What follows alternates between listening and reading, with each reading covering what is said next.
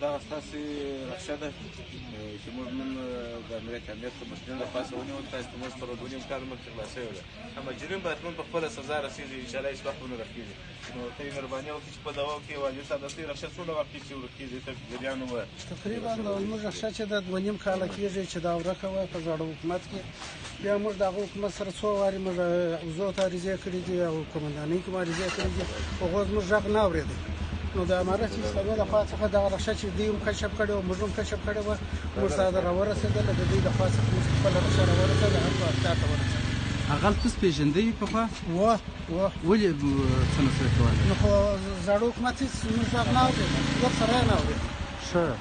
هغه بیا څنګه ارتباط د چا سره درلودی د زوړه چارواکو سره د مامور کشف سره درلود ښه اوس څونه خوشحاله بیخي ډېر خوشحاله یم الحمدلله د امارت اسلامي له خوا څخه موږ ته د رخصه ده په ظرف کې د نیمې ورځې یا نیم 2 ساعته موږ ته د خپل حق راورسېد رخصه تسلیم شو په دغه رخصې سره څه ژوند چلېدی تاسو نفقه دغه رخصه زموږ د کور د نفقې رخصه وه چې دغه رخصه ودرېدله پر ما باندې 8,000 کلدار د اوس هم د رخصې باندې وې اوس هم باندې دي دوه نور 17 مرسکلان هم موږ نن د خپلو مسؤلینو ته سپارلي دي موږ د غلو سره نیولي دي هغه غلم بندیان دي هغه د سختې څېړنې لاندې انشاءالله په خپله سزا به هغه هم ورسېږي هغه مسؤلان مو د دوی خپلو خاوندانو ته نن هغه هم وسپارله ډېر